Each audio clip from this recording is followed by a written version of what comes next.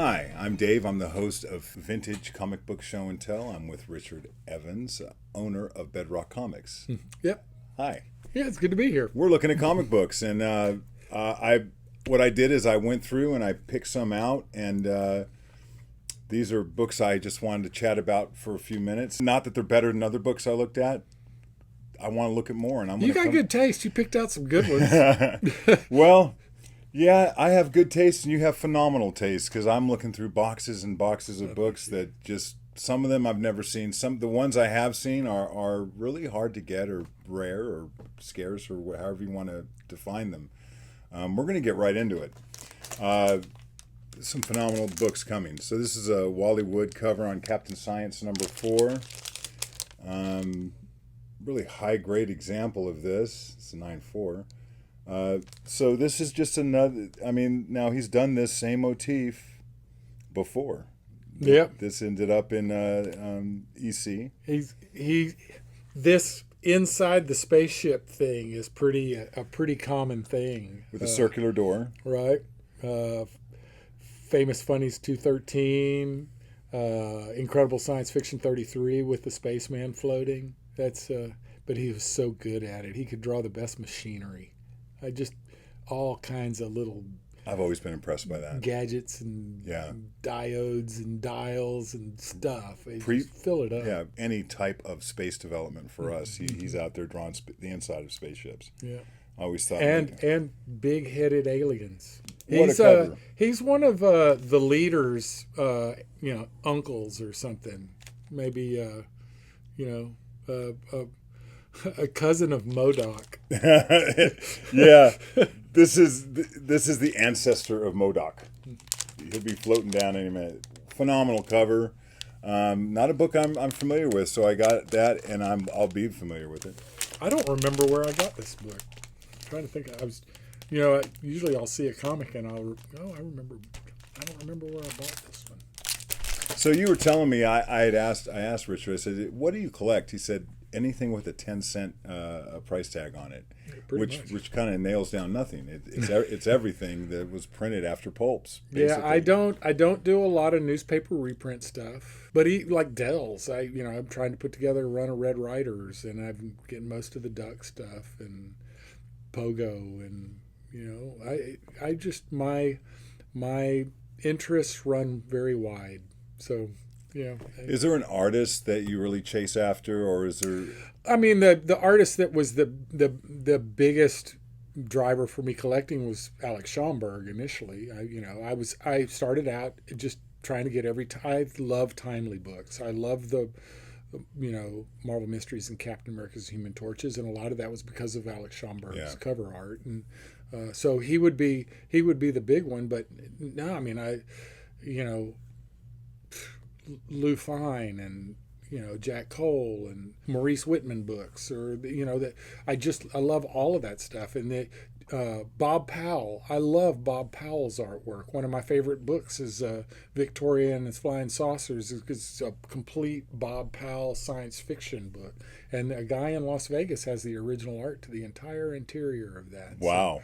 So, there's so much, there's so many, and it's hard to say one's my favorite, but Alex Schomburg would be my number one. Well, you don't have to worry about running out of books that you need. Yeah, if you're going after that. And I don't even try to complete runs as much. It's more, there's just so many cool comics, and like we talked about, when you see just some books, in just because of the condition of them, they'll look neat. You run across a high grade some issue of, I don't know, Candy or Jingle Jangle. I love Jingle Jangle. I've got almost the whole run of Jingle Jangle comics, and they're awesome. If y'all have never looked at Jingle Jangles, they're great. The Paulson art in there, they're just unbelievably cool. It's like they're like underground comics before undergrounds. They're just cheeky. They're Robert Crumb before Robert Crumb. They're just. Well, I want to check that out. Yeah, they're wonderful. And, Watch this segue, going from Good Girl to Blue Bolt 115. So, I saw this 9.4 pop up, and I said, well, we definitely have to show this. And When I came back to collecting a few years ago, I wasn't familiar with any of these old horror titles because I don't remember them being that popular, and they were with you. I mean, because you really focused on gold. I remember the first time I saw a copy of that book. When I worked at Camelot, we had a warehouse upstairs with a bunch of books that we had bought from like an overstock place in the Chicago area, and so that was there were all these unsorted books, and that was right around the time that the Jason Disbrow reprints and some of that stuff started coming out from these old Star comics. And I was going through some boxes, and there were runs of Blue Bolt Weirds and Ghostly Weirds and all kinds of stuff in there.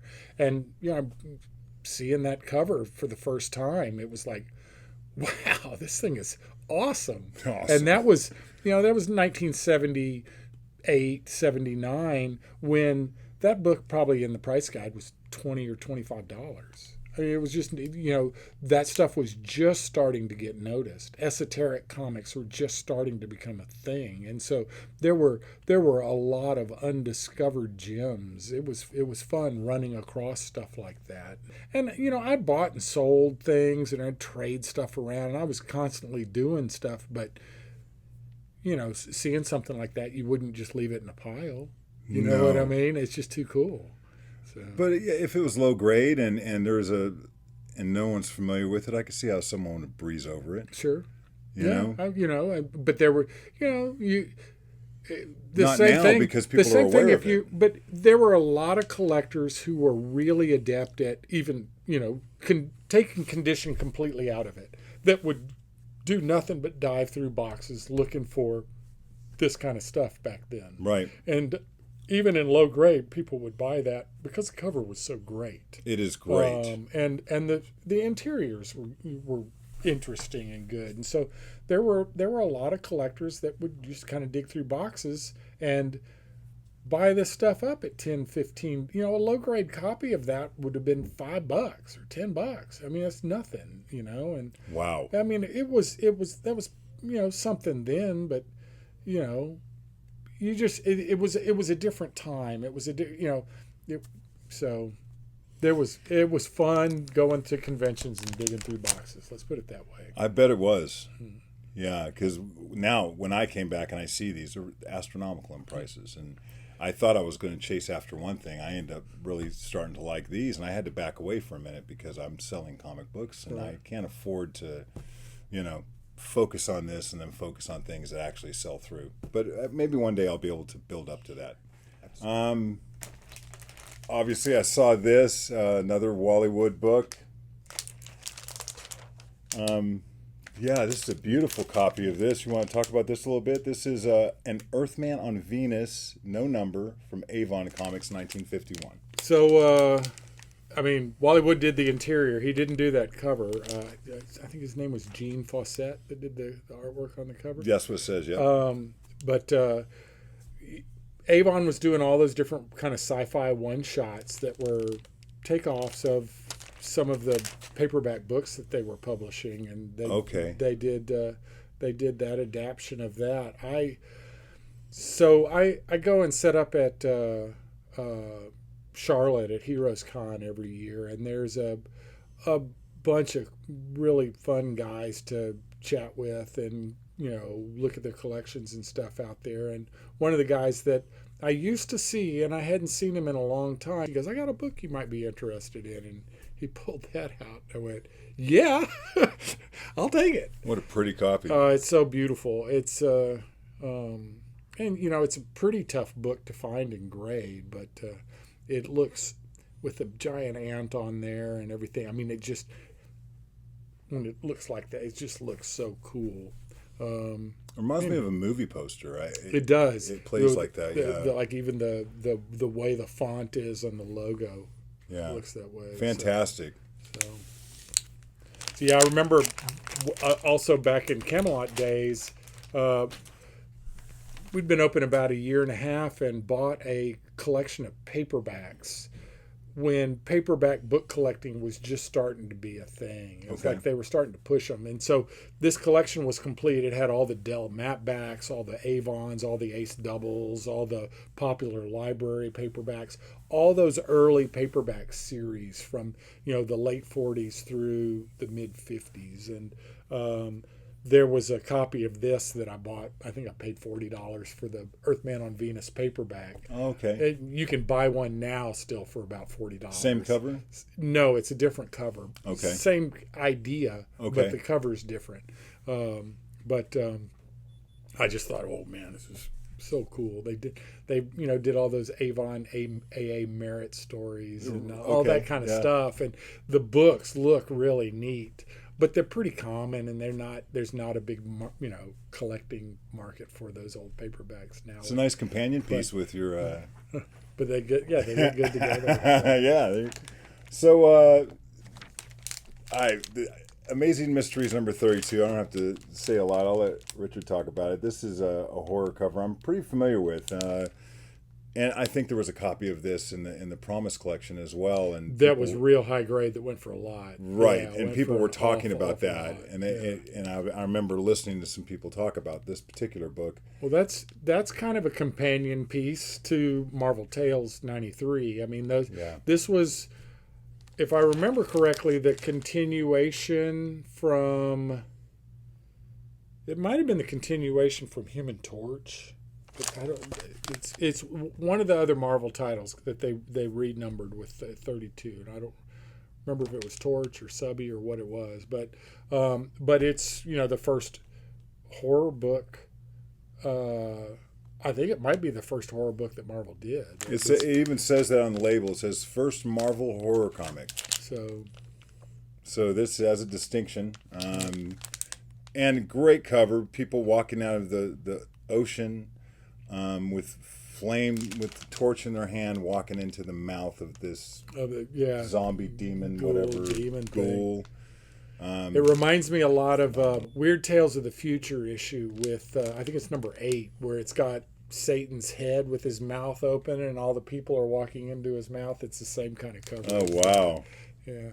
So what a nice book, and they don't stop here either. So this is Spirit 22. Will Eisner, probably one of the most iconic Will Eisner covers, if I'm not mistaken. Yeah. Probably one of the high notes of all kind of good girl art covers for comics too. That and maybe Phantom Lady 17 and a few others. But I was going to grab some good girl stuff, and I didn't. Maybe next time, because I did this particular book, but really, it's because the pedigree. And if you don't mind, chat about this pedigree for a moment, because I've heard of it, but I didn't understand it. And when Richard explained it to me, it really made me appreciate this pedigree. So the Okajima pedigree, there's a lot of conjecture about the original buyer of the collection, because it's mostly reported that it was a girl that was of Japanese descent, living in California, whose family ended up in the internment camp, the Okajima internment camp in California, and she was buying comics while she was in the camp, and then continued collecting after. And there's also some discussion about the possibility that her brother also collected comics. But the main part of the story is that it's, kids of Japanese descent buying comics while they're in the internment camps, and a lot of the comics that were in the collection are World War II superhero comics that had, frankly, the common thing of the day was the ultra racist depictions of Japanese soldiers that were on those covers. And so there's this curiosity about the emotional thing that would be for the girl and her brother that were buying those comics. I have a Captain America 40 that came from that collection as well, that has just a really racist depiction of all the Japanese soldiers on there. And it's the comics that were bought in the Okajima collection during what we call the camp period. the period where she was actually in the internment camp, they have a particular coating across the top. But you can tell Okajima camp issues because they have all this writing across the top of them, and that book was from there. And it's just an interesting contrast of things going on with it that really makes the backstory of that pedigree collection, I don't know, all that more palpable or, Right. Kind of serious. Well, this is from an art perspective, and I was talking to Richard as I was grabbing this. I mean, this drawing, her eyes are so large, but her figure is so striking with her pulling her dress up to put this dagger in her silk stockings. Is she putting it in or taking it out? That's a good question. Yeah, I don't know. I haven't thought about that. And she definitely looks angry, and she's coming after. Yeah, she's taking it out. Yeah. But this is and once again, the way that this is marketed. So with the logo at a slight angle, it's just one of the best put together comic books from this era. The very first time I saw it, it looks like you would think a comic book's supposed to look like. It's phenomenal, and what a nice copy this is. Saw this, had to grab it. Ellery Queen #1 in 9/8. What a pretty book this is, and what a creepy cover, with this beautiful woman dressed in this gown. Looks like she's going out. She's got all this great jewelry on, but there's some kind of I don't know if that's a net or a web. It's a spider's web. Spider's web, and you got this hand with a skull ring on all 4 fingers that's just coming out to get her. So, 1949, what a great book this is. Yeah, when that's from the Vancouver collection, when that batch of stuff came out, there weren't a lot of real high-profile Golden Age superhero-y stuff, but there was some cool esoteric things. But I just thought that cover was really awesome, and it is. It's Jack Kamen and Jack Kamen cover and Cole interior. So I bet that interior looks great. Kamen was a big EC guy too. So see if this gets your attention. So here is Brenda Starr #14, and you have a nice run of Brenda Starrs. This just struck me first of all because of the grade. In 8.5, this is stunning. But that cover, I mean, the red is just, it grabs you. But she's beautiful, but she's also chained up or the reason I roped got up. that, this is technically, there's some higher grade copies, but this particular copy, the colors are just so intense. So there's like blue and pink in the radiator back here. Yeah. That on a lot of them, it just kind of looks gray. Yeah, you're right. And it's her, really pink right now. Her dress, the yellows are so pronounced on here, where on a lot of them it just kind of blends, it kind of washes out. So it just, the colors on it were so awesome that Harley Yee had that book at a San Diego con about 5 or 6 years ago, and a friend of mine had been over. My booth is right next to Harley's at that show every year, but I don't always get a chance to get out from behind the booth and go look through Harley's stuff. And a friend said, "Man, you could check this out, this Brenda Starr. It's amazing." And I went and looked at it and said, "Well, are you going to get it?" "No, I just wanted to show it to you." "Well, then I'm getting it." so what a cover. Yeah, it's awesome. If you haven't seen this book, you should check it out, man. It's a dandy. One left. Book I'm a little bit familiar with. I'll let Richard explain it. And I looked through some Golden Age, but I don't own a lot of them, and there are covers that stick out.